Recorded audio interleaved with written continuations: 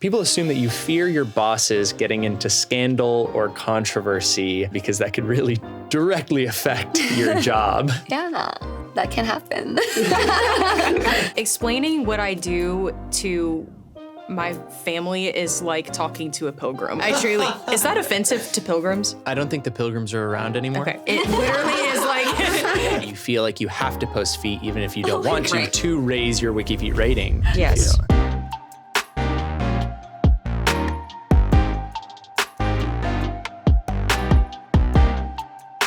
Hi everyone, I'm Trevor. You've probably seen me before. And I'm joined by three awesome creatives in the space that work behind the scenes on some YouTube, on some channels, but also, are seen, are found on the screen as well sometimes. So please, my lovely guests, if you'd like to introduce yourselves, we can start with Sam. Hi, my name is Sam Temple. I was formerly with H3 Podcasts and now I work for QTCINDERELLA. Hi, I'm YB. I'm a senior video editor and cast for the Try Guys. Hi, I'm ERIN and I oversee the main channel at Smosh. Let's get into some assumptions. People assume that you all, or we all, wanted to be YouTubers ourselves, but failed.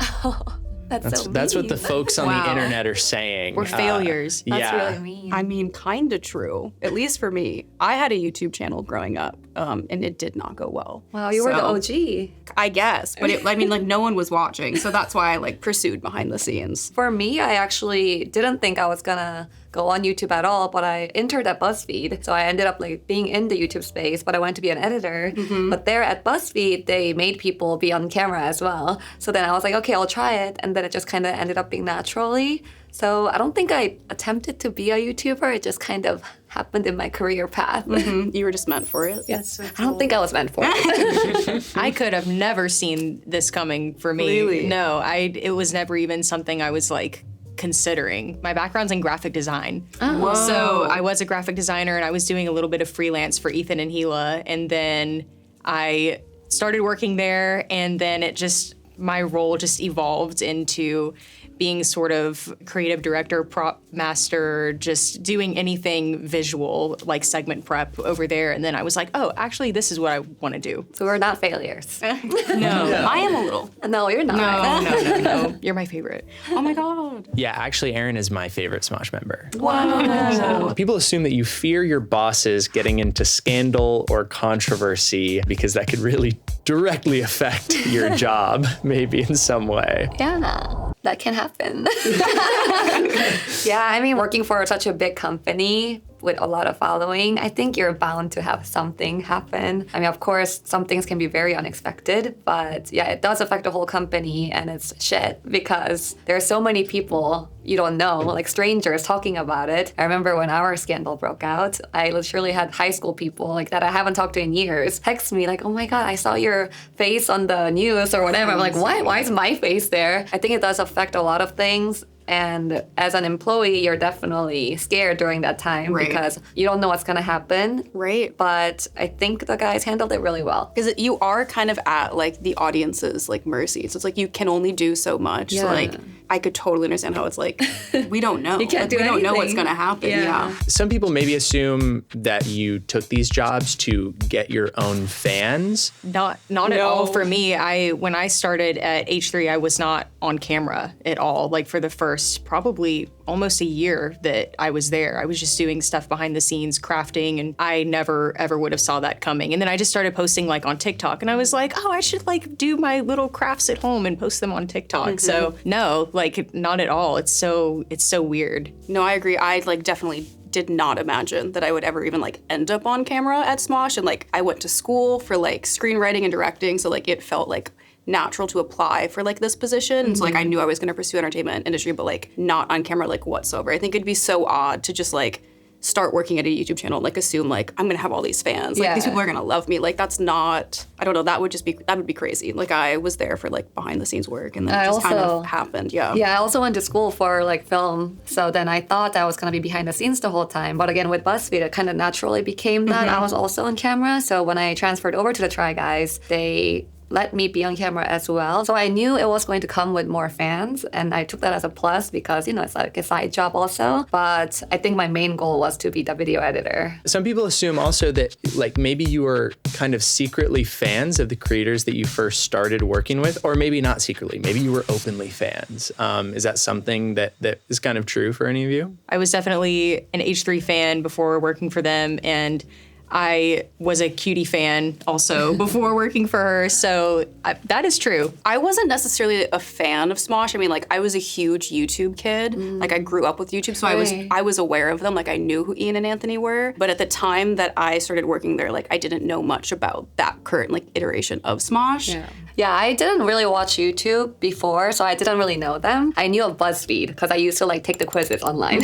So I didn't know them that well before, but yeah, same. When I got to know them, I was like, oh my God, I love their videos and I love working with them. Do you think that being a fan of a creator helps or hurts your chances of working with them? I guess it could be weird if it's like super fan and trying to work for them. If you have like a Stan account, Yeah. maybe it might be a little. Also, I think creepy. like your intention for working there, like if you're just trying to like become friends with the people and like be around them, like that probably won't help you get in. But like if you have like the background experience and it's like aligned with like your future goals, like I think it totally helps if you have like an understanding of the content and like the tone, so then you can like bring that to the table for sure. Some people assume that you all started as like friends of the creators that you worked for or worked with, and maybe you're like kind of a Nepo hire. Not me, because I was an intern there, but I guess I met them through BuzzFeed and then got hired because of that. So I was Nepo within BuzzFeed, but I didn't know them before BuzzFeed. Yeah, I didn't know anyone in the industry, like had no connections, just applied for the job and like became friends with my coworkers, but like I did not know any of them beforehand. I was a bit of a Nepo hire at H3. I was dating one of the producers. We had been dating, but I actually moved to LA and I had a different job and I got laid off immediately when I got here, like after a month of being here. Ethan and Hila were kind enough to give me like some freelance opportunities doing like graphic design. And then eventually I looked for a job for I think 4 or 5 months, and this was during COVID, so it was like I was not finding work. And they were like, why don't you come over with us full time? And I was like, yes. So I would say I was a bit of a Nepo hire. You just networked. You used your network. But at least I had the skills to back it up. Right. So, you know, I wasn't just in there. This is something that I've felt, but people think that the unpredictability of kind of the YouTube algorithm or AdSense, things like that, affects how you feel like job security wise. Like it makes you worried knowing how unpredictable YouTube can be. I think I definitely have before, but ultimately you're part of a team that is building something to put out there. And it's like, I know this sounds goofy, but it's like if everybody is focused on the product and making it great, it makes me feel a lot more secure. My name is on this. I'm gonna make this good. Yeah. And I feel like if everyone has that attitude, then it just makes you feel more secure. No, I fully agree. I feel like it's less about job security. Like, granted, there's so many like pivots you have to make, but like again, like as a team, like it's never felt like it's just on like me to figure out. And if I don't, like I'm out of a job. Like that's just kind of part of the course is like you're gonna have to make pivots and like evolve your content to like fit the algorithm or like what people want to watch. It just is that way. Yeah, I mean YouTube algorithm is unknowing. It always has been, and that's why the Second Try started the streamer service, because we wanted to deal with the YouTube algorithm, still post on it, but also make videos for fans that didn't depend on views solely. So I think that was a really great move by the guys. Without that, I guess we could be definitely seeing some struggle. And for me, like since I'm an editor, when the video I edited doesn't get as many views, I do feel a little like disappointment. I know it's not like all on me, but it does affect me a little bit. Some people assume that maybe as you get older, it'll be harder to kind of keep up with trends. Are you ever stressed about that? Definitely. Yeah. Totally. I think like when I first came into Smosh, I think like I was one of the younger people there. So like I had a lot of like insight on like current trends.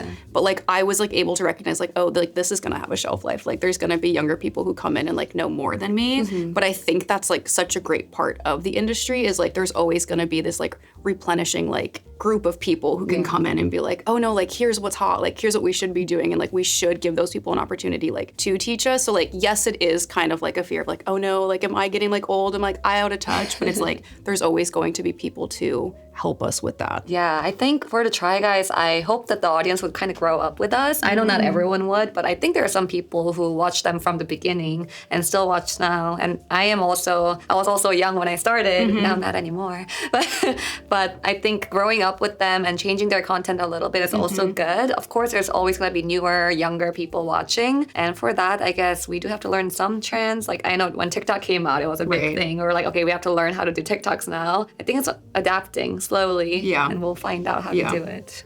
Yeah, I think especially to your point, like with social clips, like having to put subway surfers, like with I just feel like it's interesting learning with the younger audience because I think there's differences in like attention span. Also, and it's like you have to. It's just like the editing style. I feel like has to be a lot quicker and like grabbing your attention. So like your content sort of has to be tailored. In that way as well. I got hired when I was 20, and I remember that was always the thing. It was like, oh, Trevor's a young guy. Trevor's a young guy. This kid knows TikTok. And now I'm like older, and I'm like, am I still the young guy? Or like, what's my identity?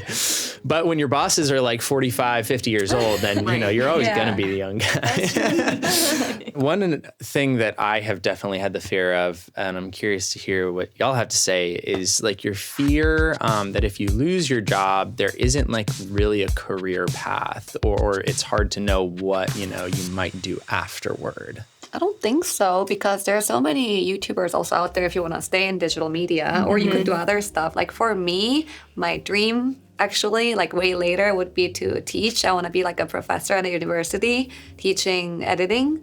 So I think I could always find something new to do other than just like working at Try Guys. But I'm not too worried because I think I've made enough connections now that if I wanted to continue editing for another YouTuber, I should be able to find a job. Yeah, and like at this point, I feel like I've built up enough of a skill set that it is applicable to like a lot of other jobs, even like outside of digital media. Yeah. And like because I went to school for like film and television, like I still think that's a path I could explore. Like I don't know if I need to stay in YouTubers. So yeah, not too much of a fear. I agree with you. I don't really feel like I have that fear either. My favorite thing to do is build stuff and do DIY, and that's my dream for my own content. And as long as I am able to do that, I don't feel like I have that fear. So if you have transferable skills, it's not scary.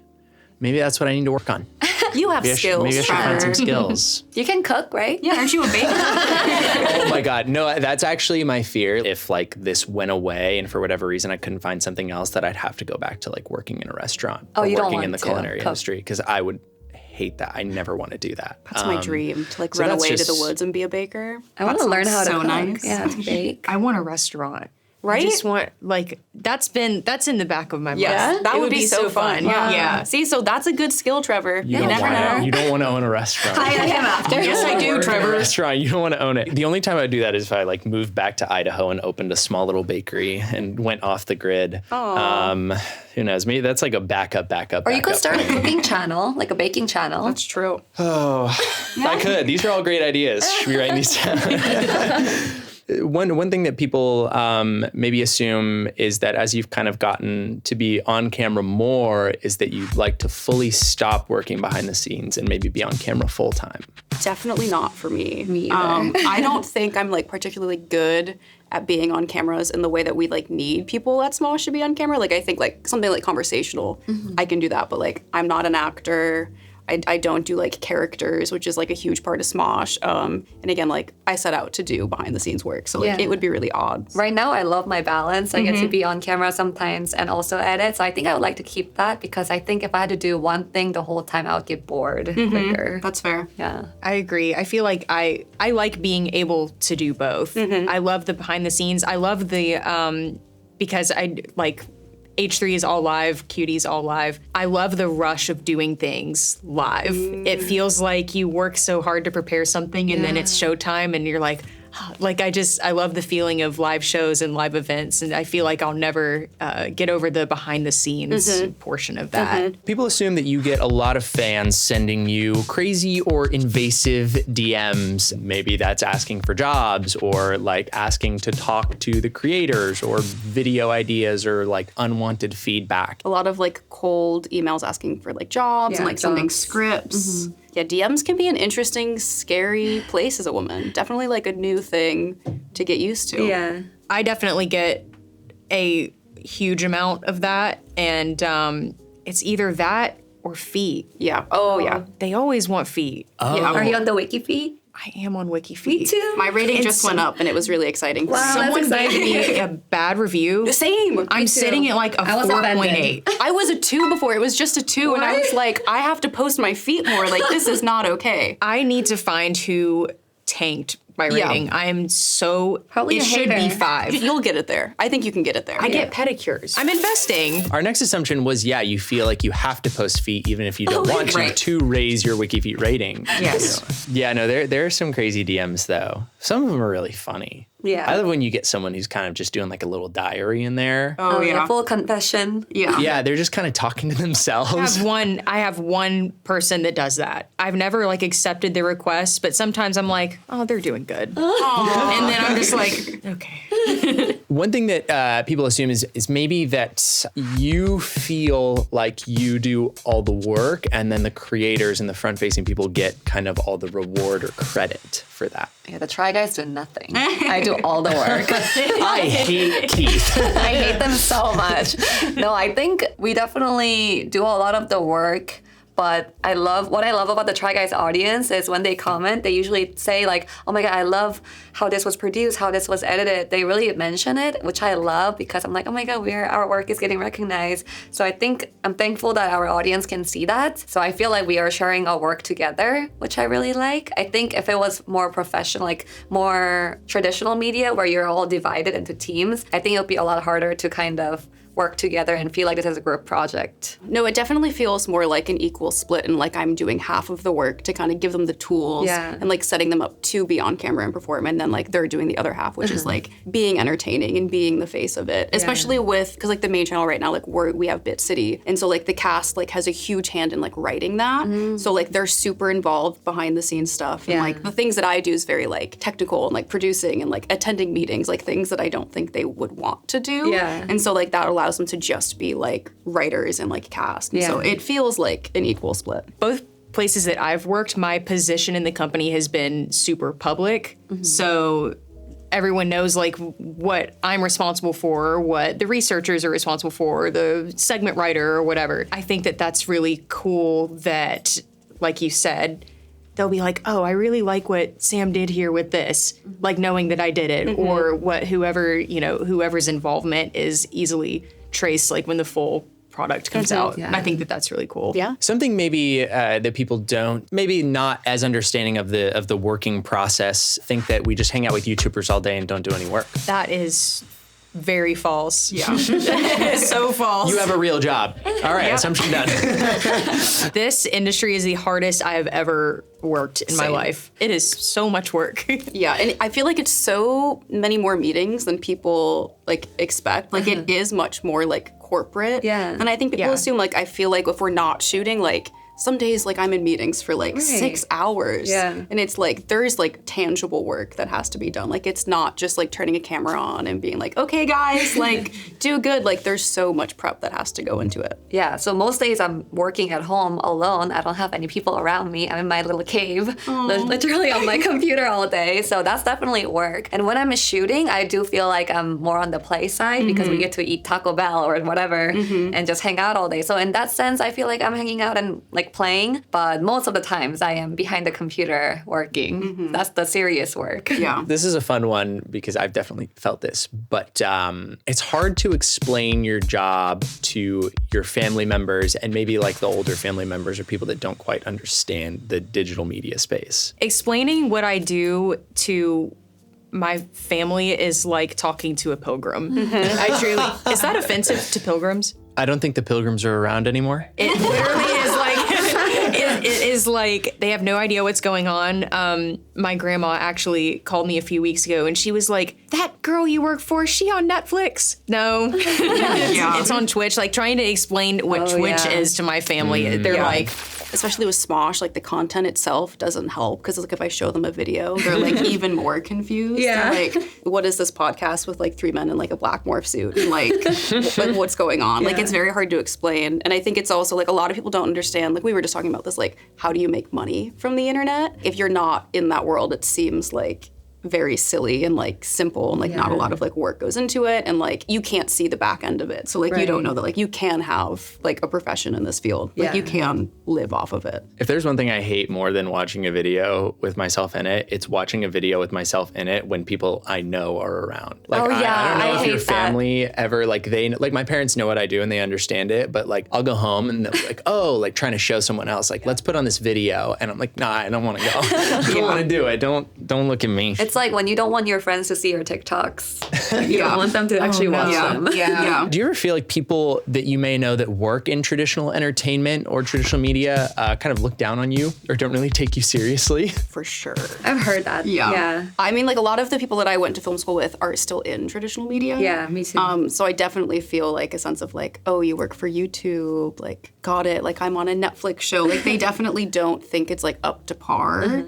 Which I think they just don't fully understand it. And I think that's like an outdated. I think now it's a bit different because we all are in like YouTube groups that are way bigger. So like we get millions of views with just videos that we make like once a week sometimes. So I think we got more respect, but I do see there's a little bit of difference. I didn't hear it in person, but I did hear people saying like, oh yeah, people still think traditional media is way more respectful or whatever. But I think the other way actually, I think people are treated way better in digital media from what I've heard, and I think we have more creativity, more freedom, so I love it more. All right, let's get into some kind of individual assumptions for each of you. First one, Sam. People think that working for QT is kind of a much more natural, creative fit for you. Do you feel that way? Me and QT have so much in common, just like girl to girl, like we're so crafty, we love cooking. We just, I've always been a fan of her content because it's like the type of thing that I would be doing. It's what I do in my free time. It's what I want to do. So I am definitely thankful to have so much in common with my boss, like on a friend level and just like a content level too. I think is just really, there's something special about that. But when I was at H3, I got to do things that I really like to do as well. It was just sort of like a different side of me with building and doing a lot of set design and just large scale like visual things, which was really fun too. So I think that both of those roles access different sides of me that I enjoy both sides equally. YB, people assume that you will always know how you'll appear on camera because you're an editor, or maybe that you kind of can craft, I guess, how you appear on camera. Yeah, so I used to be able to edit all the videos I was in, which I loved because I could choose the good angles, I could make myself look good.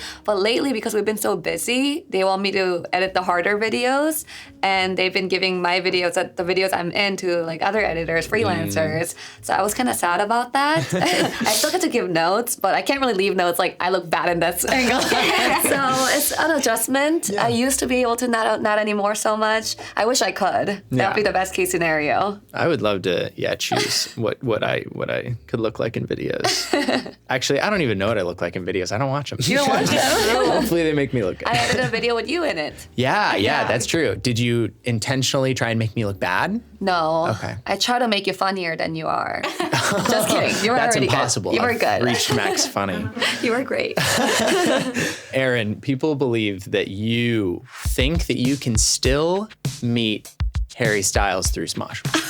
Right. Okay. Here's the thing.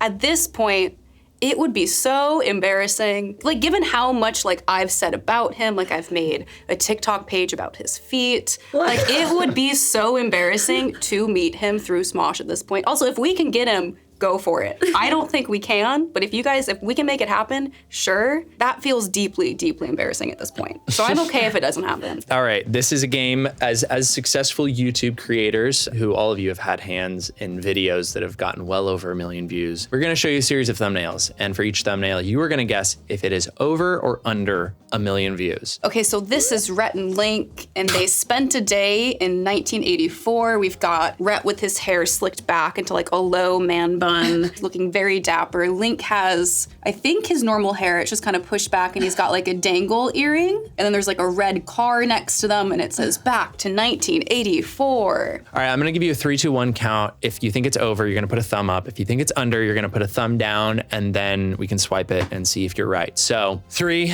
2, 1. Oh, no. Wow, 2 downs, 1 up. Let's see. Oh, so close. So close to $1 million. Wow, Rhett and Link are washed. It's over for them. It's over for Wow, them. so close though. We got a Jay Schlatt thumbnail. But please explain it. I'd love to hear your explanation Jay of this one.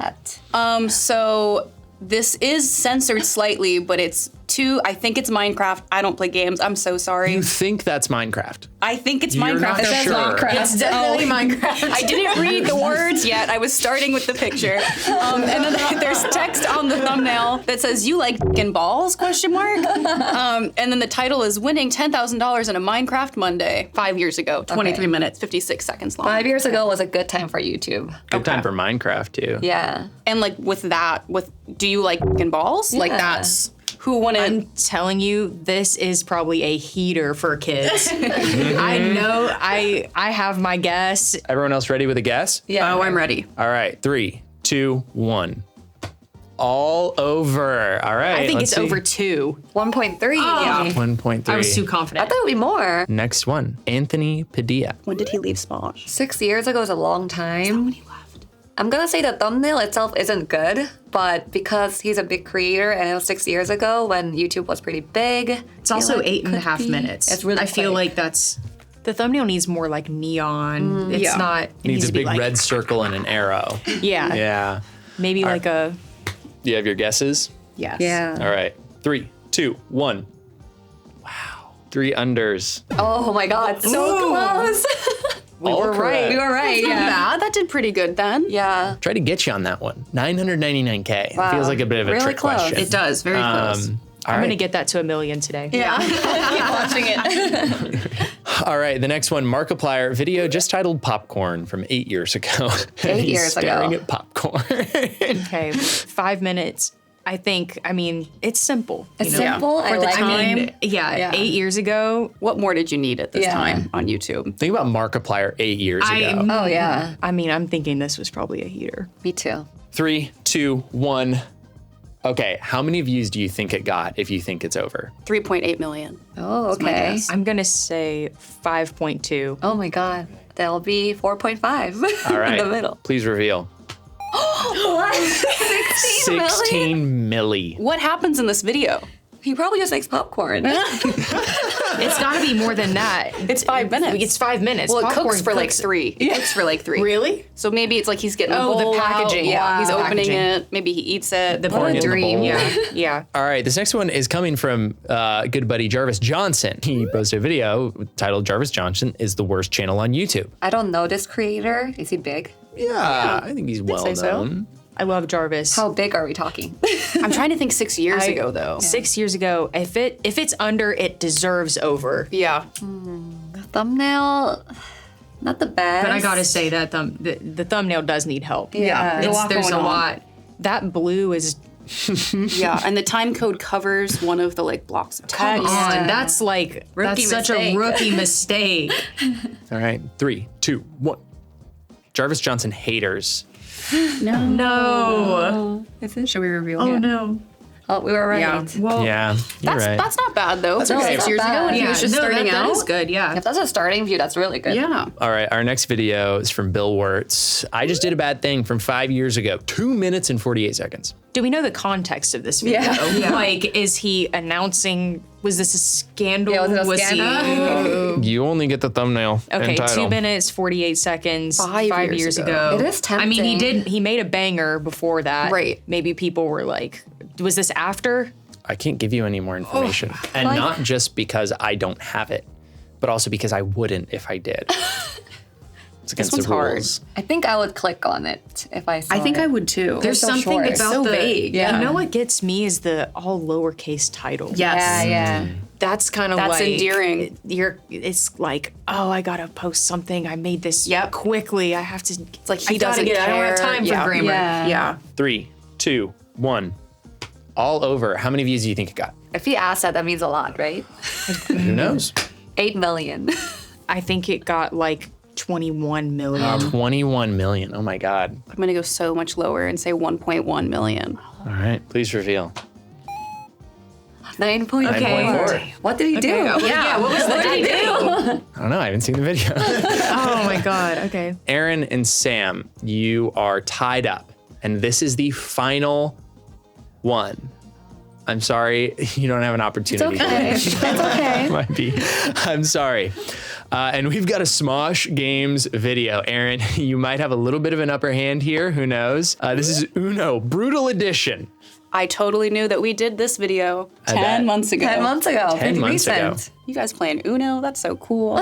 30 Arasha minutes. and Courtney in the 31 thumb. minutes. Is it Uno the whole time? This is so unfortunate because I definitely would have been in a meeting where the views of this video were relayed to me. But that was so long ago, and it's the games channel, so I probably wasn't listening that closely. Wait, was I in this video? If you weren't listening closely in the meeting, It must not I think not I have my guess. I right. think the title's too long. And there's parentheses. Parentheses, that's...